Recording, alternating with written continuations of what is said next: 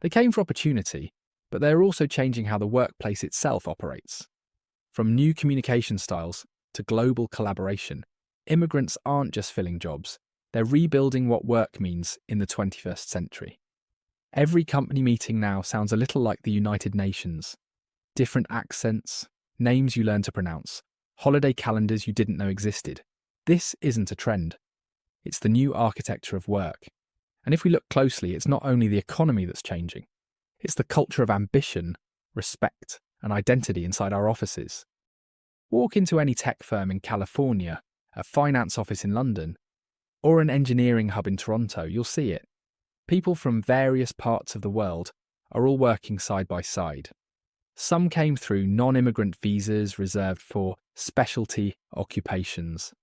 Others arrived with employment-based immigrant visas reserved for extraordinary ability or advanced degrees.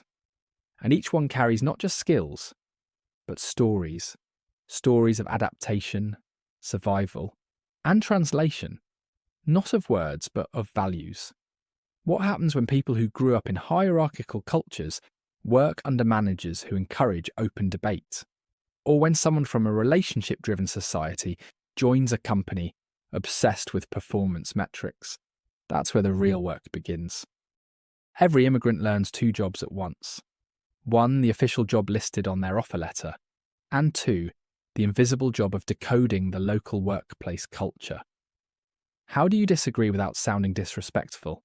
When do you speak up in a meeting? What does ASAP actually mean here? An engineer from Japan once told me, back home silence means respect. Here it means you don't have ideas.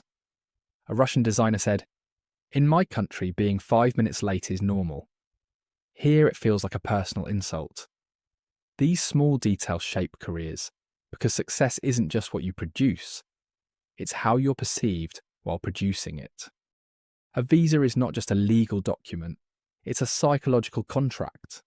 It says, you can work here, but you can't fully rest here. You're allowed to dream, but only within deadlines and renewals. Every promotion, every company layoff rumour carries an extra heartbeat of anxiety. Imagine working knowing that your job is tied to your right to stay. That's not just pressure. That's purpose, sharpened by survival. And yet, many of these same professionals outperform. They over-prepare, over-deliver, and quietly set new standards. Not because they're trying to prove they belong, but because belonging is their visa.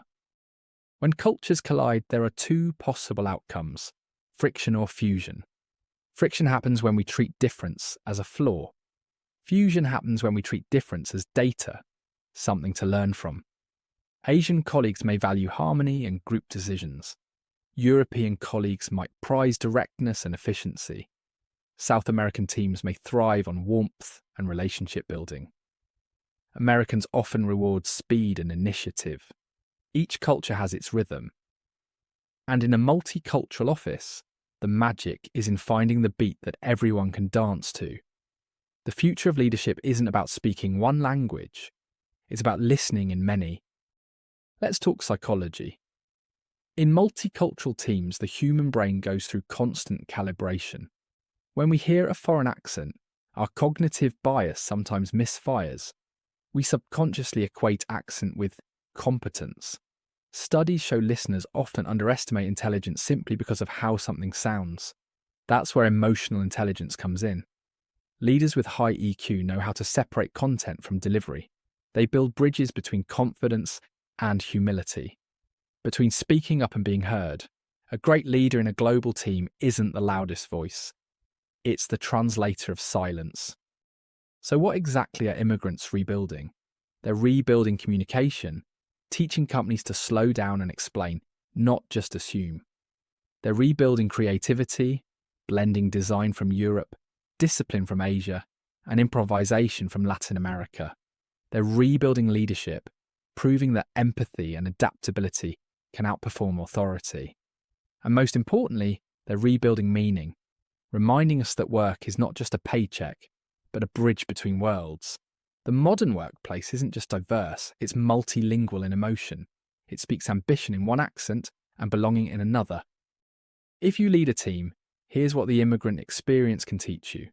Cultural intelligence is a skill, not a guess. Train it like you would any leadership competency.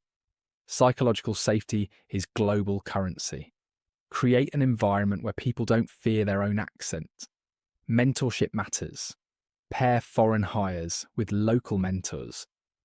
Not to Americanize them, but to decode context together. Celebrate global holidays and voices.